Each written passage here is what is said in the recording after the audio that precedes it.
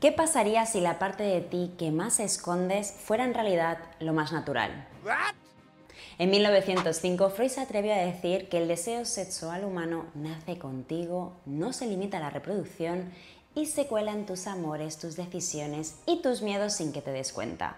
Lo llamaron pervertido, loco, sus colegas le dieron la espalda y provocó tal escándalo que aún hoy divide opiniones más de un siglo después. También lo acusan de querer explicarlo todo a partir de la sexualidad, pero eso es falso. Freud nunca dijo eso. Lo que sí dijo es que la energía sexual influye en muchas más cosas de las que estamos dispuestos a admitir. Hoy veremos por qué esas ideas siguen incomodando. Muy buenas, soy Sara y esto es Diván Místico. Hoy arrancamos una serie de 3 vídeos sobre una de las obras más influyentes y polémicas de Freud, 3 ensayos para una teoría sexual. Hoy veremos el primero, las aberraciones sexuales. Pero ojo, Freud usa esta palabra no para patologizar, sino para cuestionar radicalmente lo que es considerado normal y qué no lo es en su época.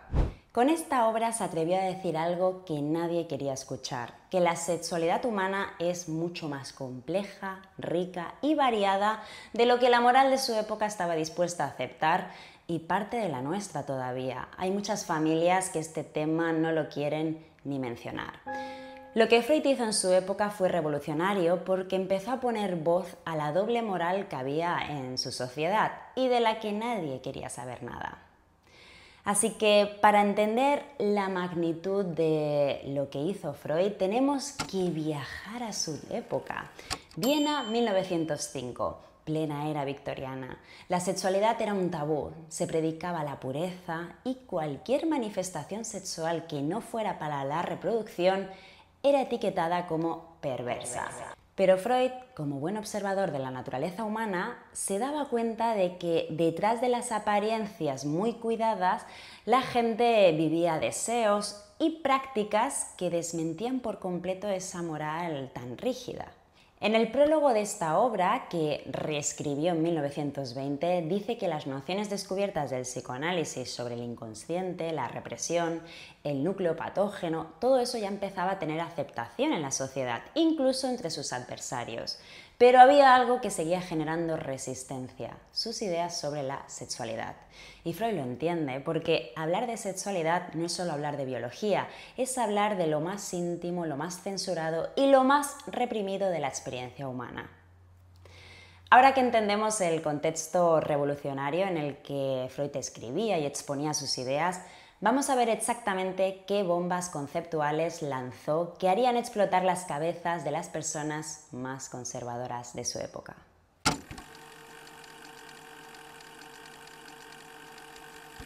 La primera bomba. La sexualidad no es igual a la reproducción.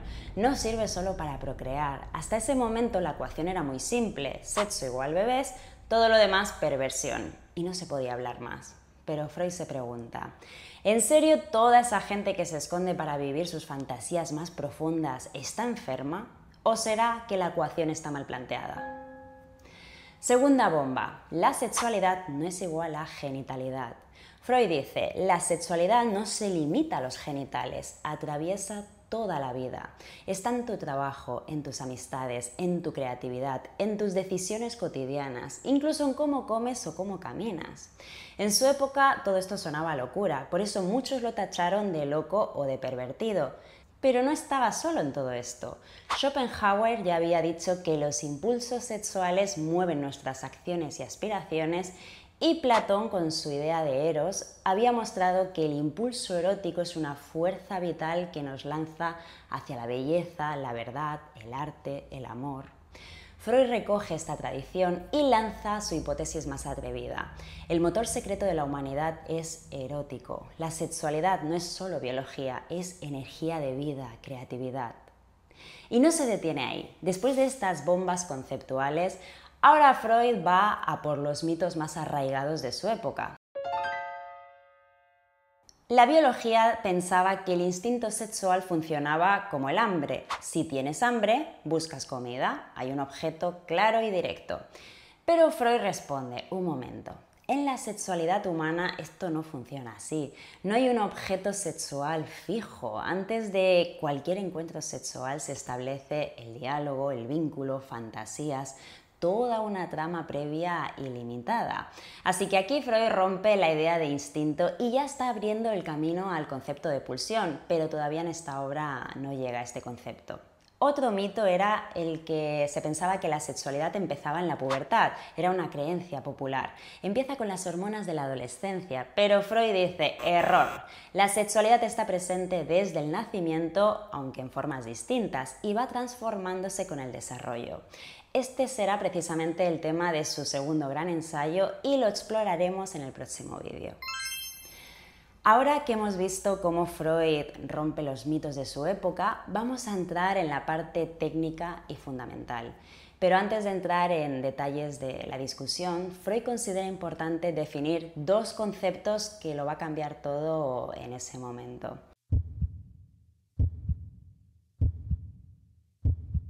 Por una parte, considera importante definir el objeto sexual. Para el psicoanálisis es la persona que nos atrae y el fin sexual, que es el acto al que se dirige el deseo. Y aquí nos dice que la ciencia confirma que tanto en el objeto como en el fin hay variaciones infinitas, porque el deseo no es tan simple. No nacemos con un manual de instrucciones que diga te va a gustar este tipo de persona y vas a buscar este tipo de fin. La sexualidad humana es más amplia, variable y sobre todo está profundamente influida por la cultura. Y aquí es donde Freud se vuelve realmente provocador y empieza a hablar de las desviaciones. Ojo, usa ese término no para patologizar, sino para cuestionar lo que su sociedad llamaba normal y lo que no. Ahora vamos a las desviaciones respecto al objeto sexual.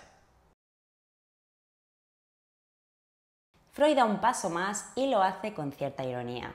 Nos dice que según la teoría popular, el ser humano está dividido en dos mitades, hombre y mujer, que tienden a juntarse en el amor. Pero claro, eso no siempre pasa así. Hay personas que se enamoran o desean a alguien de su mismo sexo. Y aquí viene lo revolucionario. En vez de condenarlo, como hacía todo el mundo, Freud se pregunta, ¿y si esto no es una desviación, sino simplemente otra forma de vivir la sexualidad humana? Recordemos el contexto, estamos en 1905 y la homosexualidad en ese momento era vista como una degeneración, una enfermedad mental o incluso un vicio moral. Y las personas homosexuales eran perseguidas, encarceladas e incluso encerradas. Algo tremendo, y Freud llega y dice, no estoy de acuerdo. Critica una por una las explicaciones que daban los expertos de su época. Si fuera una degeneración, ¿cómo es que tantas personas homosexuales funcionan perfectamente en la sociedad? Dice literalmente, ¿cuánta prudencia es necesaria para establecer el diagnóstico de degeneración y qué escasa importancia práctica posee? Contra la teoría del carácter innato, muchos médicos pensaban que la homosexualidad era algo con lo que se nacía y lo equiparaban a una tara genética. Freud dice que esta explicación es insuficiente. Contra la teoría del carácter adquirido, otros pensaban que era algo que se aprendía o se contagiaba. Freud tampoco estaba de acuerdo con esta explicación tan simplista. Entonces, ¿qué es lo que propone Freud? Freud propone que la homosexualidad no es una patología ni tampoco una desviación, sino una variante de la sexualidad humana. Y todavía va más lejos, rompe con los estereotipos, porque en su época se creía que un hombre homosexual era automáticamente afeminado y una mujer homosexual masculina. Dice que esto no funciona así, no hay una única forma de ser homosexual, la diversidad es tan amplia como en la heterosexualidad. O sea que Freud denunciara esto en 1905 desde el campo médico no era poca cosa. Fue el primer paso para empezar a ver la diversidad sexual sin prejuicios mucho antes de que el mundo estuviera preparado para escucharlo. Ni siquiera sus colegas científicos lo estaban. Pero su recorrido no termina ahí. Después de defender lo que su época consideraba impensable, Freud se mete en terrenos todavía más delicados. Aviso ya de antemano. Explora otras conductas que en su tiempo se llamaban aberraciones, no para justificarlas, sino para entender qué ocurre cuando el deseo se descarrila. Considero súper importante seguir aclarando este punto. Aquí Freud está siendo estrictamente clínico, no está justificando nada. Su objetivo es entender qué ocurre cuando el deseo se desvía hacia lugares donde no hay consentimiento posible y por eso mismo pasan a ser casos patológicos. El caso con menores. Freud distingue entre dos tipos, los pederastas exclusivos, que solo se sienten atraídos por menores, y los casos situacionales, donde estas conductas aparecen como sustitutos por impotencia con adultos, o por buscar víctimas fáciles, dice, o por impulsos descontrolados que cataloga al final de personas cobardes e impotentes. La diferencia fundamental es clara, los niños no pueden consentir, ahí radica lo patológico. Los casos con animales. Freud observa que la zoofilia se da más en contextos rurales, está vinculado al aislamiento, a la falta de contacto humano. No es que el deseo nazca así, sino que al no encontrar salida en un objeto adecuado, es decir, con un adulto que consienta, se canaliza por otros caminos. El punto clínico de Freud es que cuando faltan los elementos básicos, consentimiento, madurez, reciprocidad, la sexualidad puede descarrilarse y ahí es cuando requiere una lectura médica y terapéutica. Ahora Freud cambia el foco, ya no habla de quién es el objeto de deseo, sino qué se busca hacer con ese objeto. El fin sexual considerado normal en su época era la unión de los genitales en el coito, pero nos advierte que hay muchísimas actividades preliminares y sustitutivas, lo que llamamos los preliminares, besos, caricias, miradas. No son solo preparación para lo importante, son fines sexuales en sí mismos, nos dice Freud. Con todo esto nos está diciendo que toda parte del cuerpo puede convertirse en zona erógena. Así que vamos a las transgresiones anatómicas. El empleo sexual de la boca y los labios. Freud habla tanto del sexo oral como de los besos, que aunque repugne a muchas personas, es una práctica humana habitual. El sentimiento de repugnancia que se opone al placer es un dique psíquico, el asco, que impide la utilización del fin sexual. ¿Y de dónde viene ese asco? De la moral, de lo que la cultura ha grabado en la mente de muchas personas. Freud aquí señala que el asco es una construcción que varía entre culturas y personas, así que aquello que te da asco no viene de tu biología, sino de tu educación cultural, y por eso mismo puede cambiar. Cuando reprimimos sistemáticamente impulsos sexuales naturales por asco cultural, esa energía no desaparece, se transforma en síntomas neuróticos como ansiedad, obsesiones, somatizaciones. Freud está conectando los puntos. La doble moral sexual no solo limita el placer, sino que además enferma mentalmente a las personas. Y vuelvo a recordar que lo sexual en psicoanálisis no se reduce al coito, es toda esa energía vital que nos mueve hacia el placer, la conexión con otras personas, la creatividad. Y cuando esta energía sexual se queda bloqueada o estancada, el cuerpo encuentra otras formas de expresarla y no siempre son agradables. El empleo del ano. Freud observa que muchas personas sienten repugnancia hacia esta práctica porque de ahí salen los excrementos. Siguiendo esta lógica, también deberíamos sentir repugnancia hacia los genitales, porque por ahí se orina. Freud insiste en que la repugnancia no es biológica, sino que es puramente cultural. Tu cuerpo no nace con asco programado hacia ciertas partes, ese asco te lo enseñaron. Y vuelvo a insistir yo también que cuando reprimimos lo sexual, esa energía se transforma en síntomas que nos alteran, de ahí el término neurosis.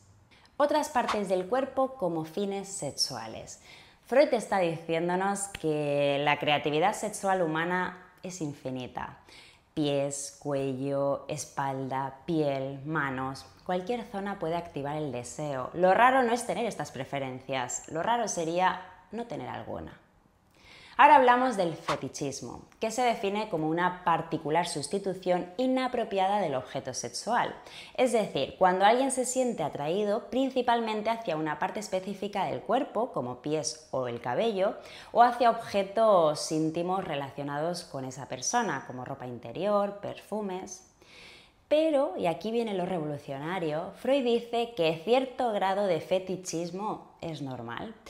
Así pues, es regularmente propio del amor normal cierto grado de fetichismo, sobre todo en aquellas fases del enamoramiento en los que el fin sexual normal parece inaccesible o en los que su realización aparece aplazada.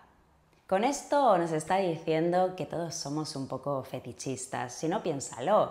¿No te fijas en detalles específicos de las personas que te atraen? Una sonrisa, unas manos, un perfume, una forma de caminar, esa camiseta que le queda perfecta. Freud está cuestionando lo que en su época consideraban como únicamente perverso. Entonces, ¿cuándo se vuelve problemático? El fetichismo patológico aparece cuando el fetiche se vuelve más importante que la persona, cuando sustituye completamente a la persona y cuando limita severamente las posibilidades de satisfacción. Esta es la línea divisoria entre variación normal del deseo y patología, cuando algo que debería ser complementario se vuelve exclusivo y limitante. Ahora habla de los tocamientos y la contemplación. Freud sigue poniendo en tela de juicio lo considerado prácticas perversas, porque nos dice que para lograr el fin sexual se requiere tocar y mirar, la necesidad de acariciar, explorar el cuerpo del otro, el placer visual de mirar y ser mirado. Todo eso es necesario para activar el deseo sexual. Es decir, la necesidad de tocar, acariciar, explorar el cuerpo del otro con las manos es algo natural. Volvemos al mismo punto de Freud.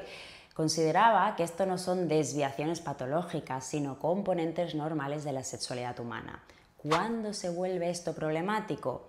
Solo cuando se exclusivos y sin consentimiento, como los casos del voyerismo patológico, cuando son personas que solo pueden obtener placer espiando sin consentimiento. El exhibicionismo patológico, cuando solo obtienen placer exhibiéndose de la misma manera, sin consentimiento del otro. Una vez más, el mensaje de Freud es claro, no hay nada malo en desear mirar y tocar. El problema surge cuando desaparece el respeto por el otro y no hay consentimiento. Y llegamos al sadismo y al masoquismo, los extremos del poder. Con esto llegamos al final del recorrido donde Freud nos muestra la amplitud de la sexualidad humana.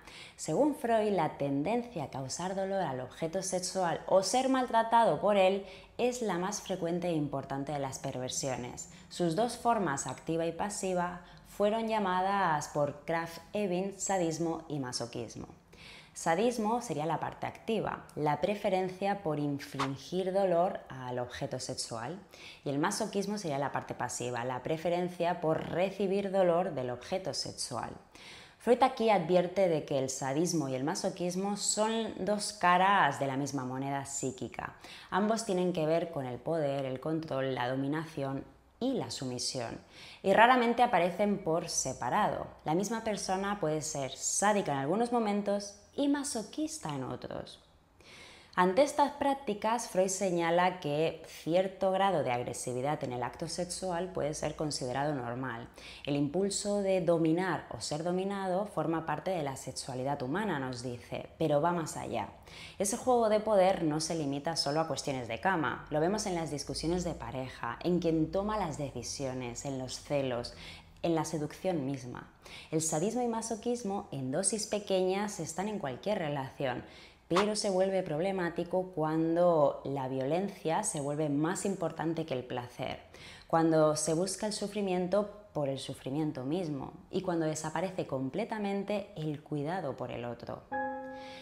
Hasta aquí Freud revoluciona no solo la sexualidad, sino toda la comprensión de la mente humana. En el aparato psíquico, la diferencia entre la salud y la enfermedad es una diferencia de cantidad. Esto significa que ya no hay personas normales o enfermas, solo hay seres humanos gestionando los mismos impulsos universales de formas diferentes.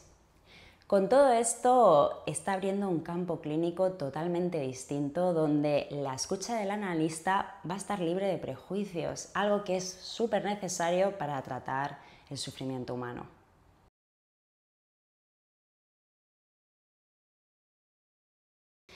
Freud ahora se dirige directamente a sus colegas médicos, quienes habían estudiado todas estas supuestas perversiones y habían creado un estigma social, como pasó con la homosexualidad, y les dice algo sin tapujos. En cualquier ser humano hay un carácter perverso en el fin sexual. Es decir, todos tenemos componentes perversos en nuestra sexualidad normal. Las caricias, los besos, las miradas, el juego erótico, todo eso son perversiones que se han integrado naturalmente en la experiencia sexual. Y nos está diciendo que la diferencia entre diversidad sexual y enfermedad no está en la práctica en sí, sino en la exclusividad, la fijación y también en si es limitante. Después de toda esta primera teoría sobre las llamadas aberraciones sexuales, no hay que olvidar que uno de los grandes descubrimientos del psicoanálisis es que ha logrado demostrar que los síntomas neuróticos son causados por la sexualidad reprimida. Freud, cuando analiza a sus pacientes neuróticos, personas que padecen de histeria, neurosis obsesiva, fobias, descubre que sus síntomas son sexualidad reprimida que retorna disfrazada. Como dice Freud, entre el apremio del instinto y la resistencia de la repulsa sexual surge entonces como recurso la enfermedad, que no resuelve el conflicto, sino que intenta eludirlo por la transformación de las ideas libidinosas en síntomas. Y entonces llega otra de sus grandes frases que cambia la clínica. La neurosis es el negativo de la perversión. Esta frase explota la mente de las personas más conservadoras porque básicamente está diciendo que las personas aparentemente virtuosas o de bien que sufrían de nervios, de neurosis, tenían la misma sexualidad que aquellos a quienes despreciaban como pervertidos. La única diferencia es que unos vivían la sexualidad y otros la reprimían. Solo hay diferentes formas de gestionar los mismos impulsos universales. Además, Freud descubre que la sexualidad no nace enfocada en los genitales. Empezamos con instintos parciales, placer oral, anal, visual, táctil, que se combinan y reorganizan para formar la sexualidad adulta.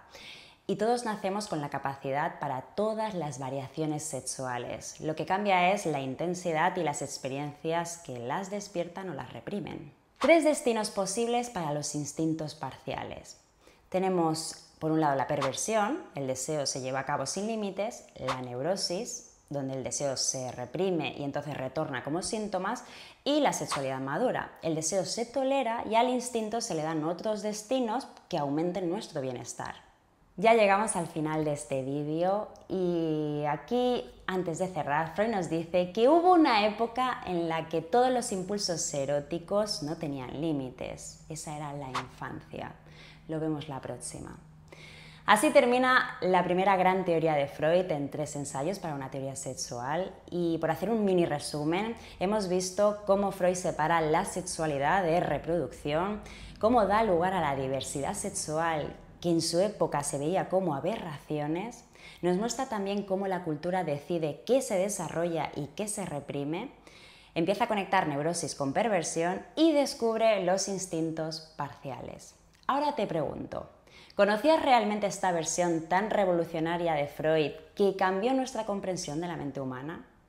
¿O sabías que hace más de un siglo ya estaba defendiendo la diversidad sexual y cuestionando la doble moral? Muchas gracias por haber llegado hasta aquí. Sé que es un tema bastante complejo, pero esta obra no podía faltar en Diván Místico. Cualquier cosa, por favor, déjamelo en comentarios o escríbeme por correo y nos vemos la próxima. Un abrazo.